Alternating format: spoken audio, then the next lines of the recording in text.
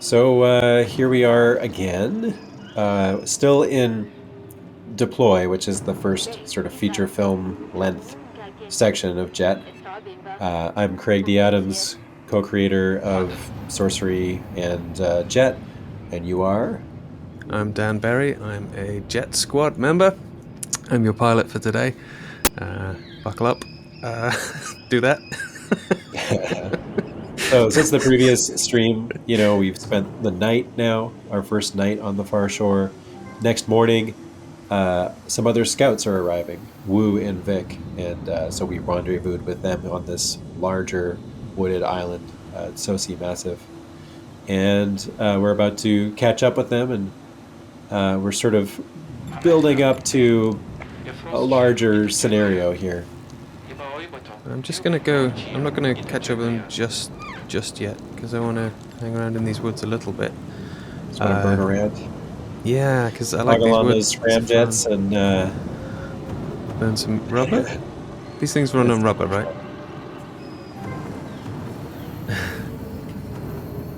Nice use of the slow slide. Yeah. The kind of brake for cornering. Thank you. Thank you for noticing. I'm going to go a little slower along here because... Yeah, once you sort of get comfortable with these controls, zipping around in these woods can be pretty fun. It can be pretty fun. If you try and go at speed, watch me crash the car now. I'm going to do a terrible job. He says, not at all. He's going to do it. Nope. Whoop, whoop. There we go. Remember, if you get in trouble with the smaller branches, you can do the forwards roll, sort of like forward on the joystick and bottom face button. Doesn't help you with the larger tree trunks, though. But we should catch up with Wu and Vic. All right, here we are. Our buddies. We haven't seen them in a while. About 1,000 years? I imagine. Well, they were hanging out on the mother structure for a period of months in preparation for this mission. So it's not that old long news. of a parting. Yeah, fair enough. So where do we want to go? So I think our next step's going to take us, that's right, up there. Hopping onto the forest canopy. And then we have another voice entering the fray. Another JETT scout. This happens to be the JETT ace and JETT scout commander, Jones. And so what's going on here is, we're with Wu and Vic. They're nearby, but Jones and Caro they've just deployed, so they're coming down through the atmosphere, decelerating. And yeah, they're doing what we didn't. We didn't quite land where we were supposed to. We landed in the drink somewhere, and they're gonna. That's right. But Jones is landing right on target, as always. Pilot wings over there. But before we get on with Jones, Wu is interested in taking a look at something. Taking a look at some plants, I think.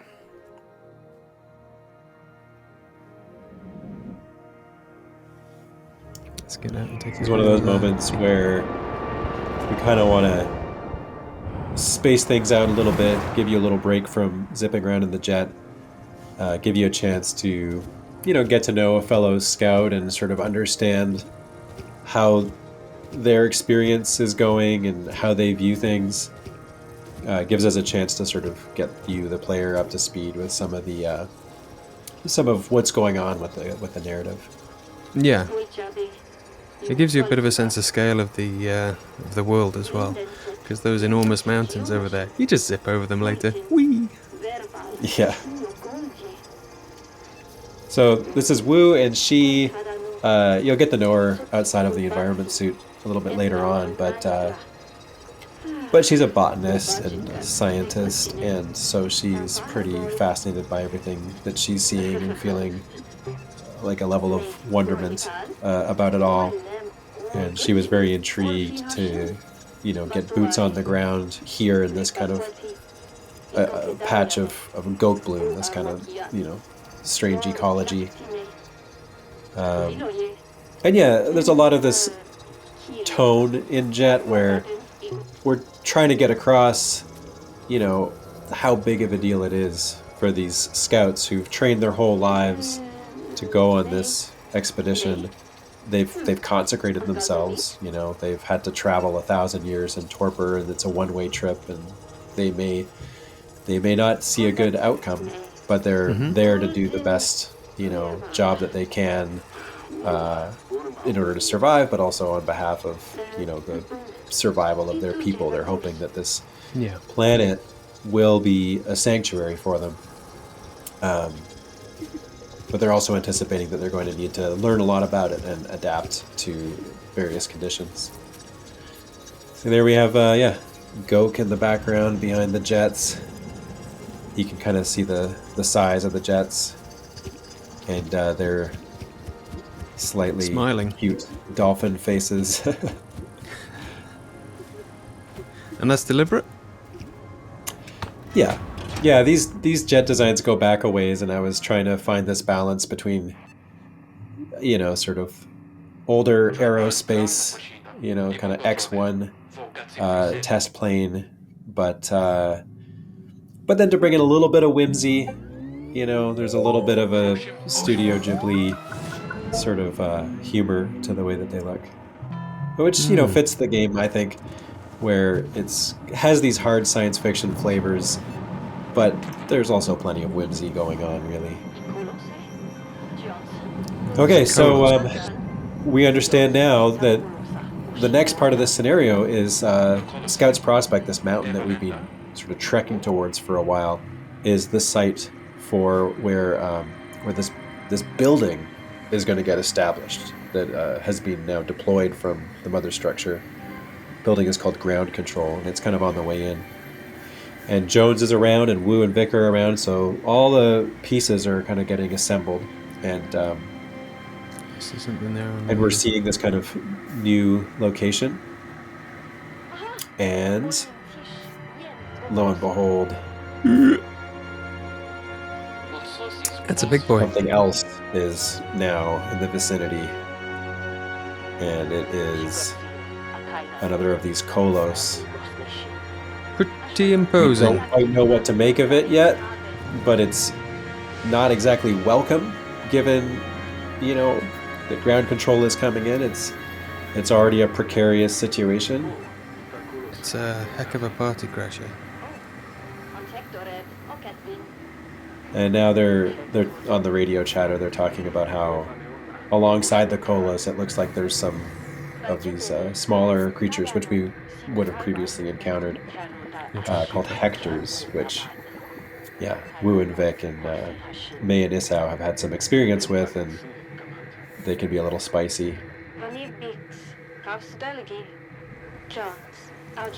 have a look at the... Jones and Caro, who have deployed, they're up on Scouts Prospect, which is up this way. And they're affixing a beacon, which is needed in order for ground control to kind of successfully come in and find the right spot. That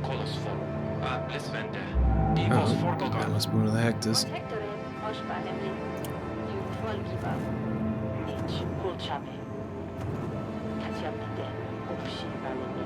So I'll say this scenario, we've had a version of this in prototype, since the Obama administration.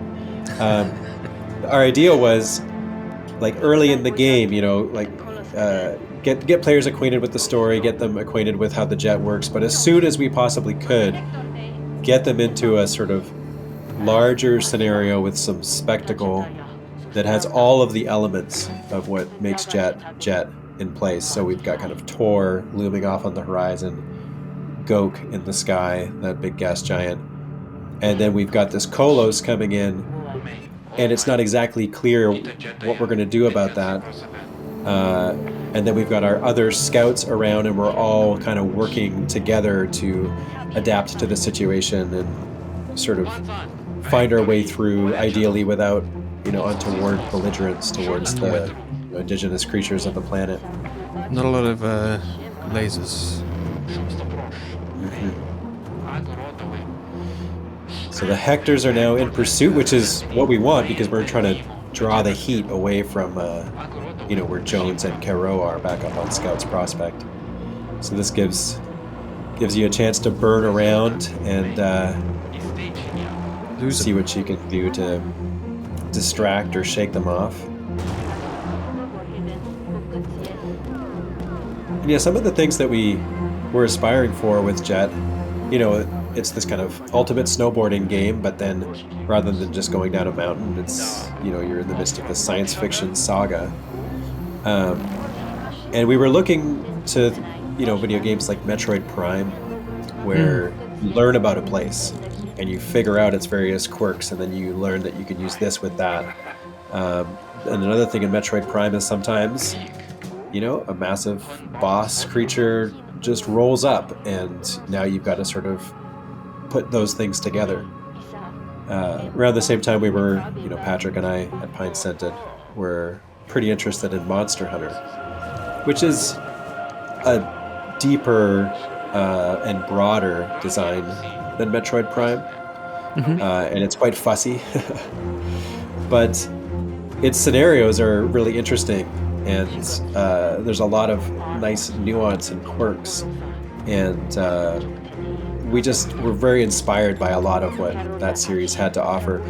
We didn't want to go down the road of just making a video game where the core mechanic is to slay these beautiful creatures. We just wanted to have scenarios where you were put in the arena with them and you had to figure out what you were going to do about it and how to achieve your goals with them present. Which is not to say that there isn't a little bit of, combat in JETT, but we were trying to kind of use the rest of the, I guess, video game design color palette. And so, this scenario is sort of our first time putting all the various pieces together in one place. And basically just giving you a pretty cool snowboarding arena to zip around in while learning about how everything's working and while sort of being part of this grandiose story.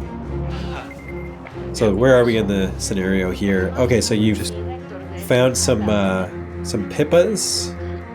That kind of pink nectar seems to be keeping the Hectors busy. They're catnipping out. Look at them go. They love it. And it sounds like ground control, that big building, is on the way in, so it's still sort of a precarious situation.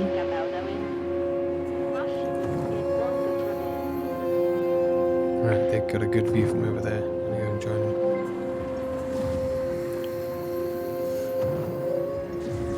I should say, if that Dhrej Kolos, that huge Kolos creature that you see, if it looks like something that you could, I don't know, jump on and launch off? Drive on top of, well, I mean, I'll say, check out Given Time. We scratched that itch. Okay, so we're being shown ground control, this building coming in. It's got its kind of parachutes decelerating and its deceleration jets, and it's trying to line up its trajectory to alight on Scout's Prospect over there. Well, hell. This is the voice of Pasha, who we'll get to know soon enough. And Pasha and Misha are aboard ground control. Presumably, Pasha is steering the building to some degree. But they are going to be running this kind of headquarters building, which will be sort of a place that we return to multiple times over the course of JETT's story from here. Okay, I've got to try and distract the Kolos. I'm going to do something. Because from my scientific work, I know that there's some things around that make noise. Sounds plausible. Yeah, this is, even though we're going for a lot of spectacle here, this is still early on, so we're, you know, asking you to ring various bells and, you know, kind of get familiar with how things work on a sort of entry level. Those are whirls, and they'll react to sound, you know, like if you pop. And when they react, they send out an alert, which, you know, can kind of cascade into a chain reaction. Not enough, though. And has that successfully drawn the Kolos' attention? Negative. Uh-oh. Missed. Oh.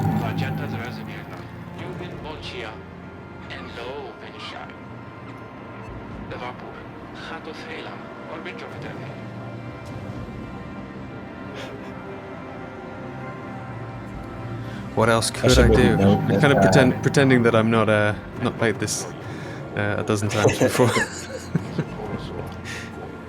I should note, so, you know, this project took a fair bit of time, and in the last couple of years, you know, we ended up with a pretty robust squad helping us shape it and polish it and whatnot. But for many years, this was, you know, primarily two people, Patrick Pine Santhet and I, with a composer, Andy Scientific. And yeah, for a long period it was, you know, Andy working on these incredible compositions that define the feel of the world, and we would be in kind of close conversation as we developed that. And meanwhile, Patrick and I we built out the world and the characters and all these various scenarios.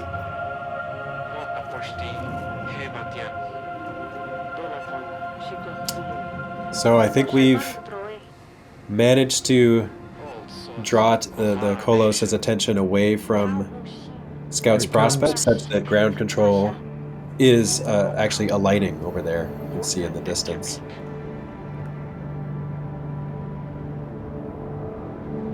I can see why you wouldn't want a giant monster hanging around while you landed that ship.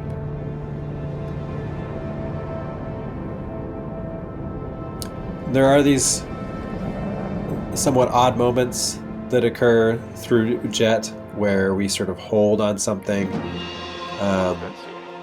It's kind of tied into who May's character is. She's this like a mystic. We call her an anchorite. And so she'll often kind of drift off and see something from a different angle. And that's kind of what we're going for with some of those moments.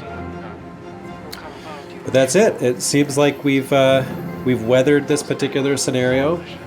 Ground control is, you know, successfully alighted, which is great news because now all these JETT scouts will have a place to go to. Well, let's go there and have supper, call it a day. We might not have supper, we'll just get there.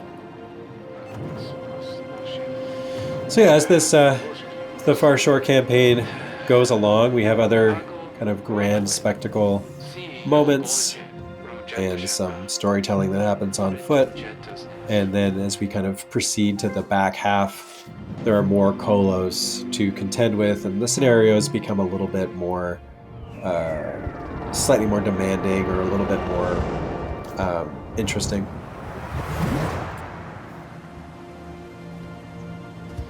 Ground control. Still a little bit hot from having just come down and landed and torched some of the surrounding grasses.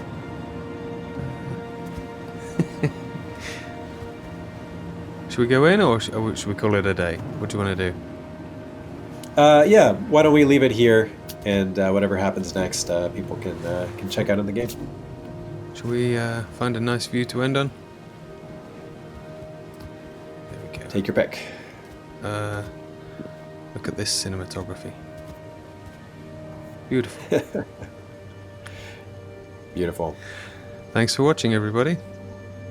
Cheers.